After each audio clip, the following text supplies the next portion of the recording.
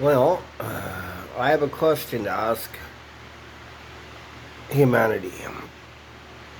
And the question is this: if the laws of Islam state that a Muslim will receive 70 virgins at the end of his life if he commits martyrdom, then at the same time, my question would be, doesn't Islam also teach that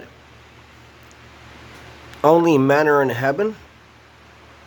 So, on that note addressed, I'm just curious, what does that mean in Islam? Islam clearly teaches that no women are in heaven. Only men are in heaven. So, would that not be a good question, A Muslim is rewarded with 70 virgins if he dies a martyr. So, the laws of Islam state that there are no women in heaven, but if a Muslim dies a martyr, he gets 70 virgins in heaven. When a Muslim man dies a martyr, he gets 70 virgins in heaven. So, what does that mean? Does that mean that Islamic heaven is filled with gay men? I'm just curious. I think that's a good question.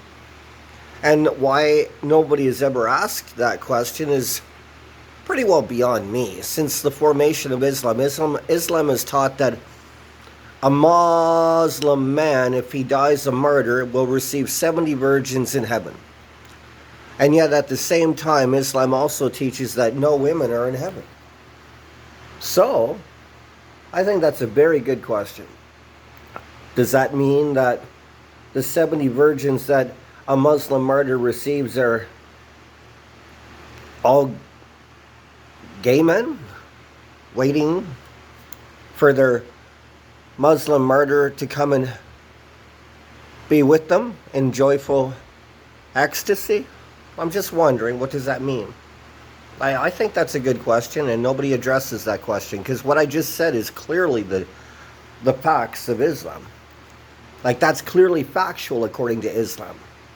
So how do you decipher that? I don't know. Does anybody know? That clearly means that Muslim martyrs have gay relations with their 70 virgins. That's clearly what it means.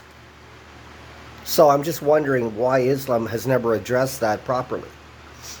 Because Islam teaches there's no women in heaven. But Islam also teaches that if a Muslim martyr dies a martyr, he receives 70 virgins in heaven.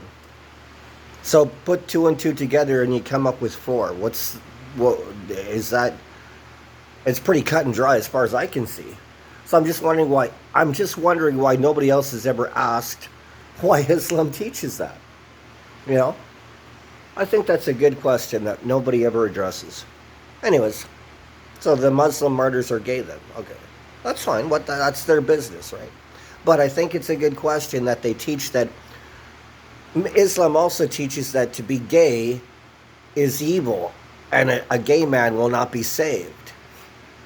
So if a gay man will not be saved, you see what I'm saying? Like, come on.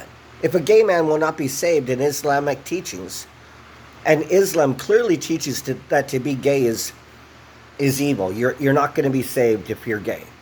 So once again, I'll ask just one more time, and then I'll let the viewer decide what the answer to such a very rational question is. Islam teaches that if you die a martyr and you're Muslim, you receive 70 glorious virgins in heaven, 70 beautiful virgins. But at the same time, Islam also teaches that there's no women in heaven. So, what does that mean? In all honesty, you got to tell me. I think I just summarized it pretty good, because there's no gays are not saved. But the Muslim martyr receives 70 gay men to be his lovers. Then, because there's no women in heaven. I wonder why Islam has never taught appropriate doctrine in that regard. It's a good question, because everything I just said here in this video is totally correct. That means Islam is, because that's clearly irrational of Islam to teach that then. And I wonder why no one else has ever addressed that subject, because it's a good question. To not address it, you're being phony. But to address a contradiction like that, you're being sincere. That's the point to this video. I think it's a good question. I think people should address that question. To expose the frauds in Islam. And which that's not the only fraud I've ever encountered in Islam, but that's a major one that nobody's ever addressed at all, except yours truly. Anyways, so that summarizes this video for today.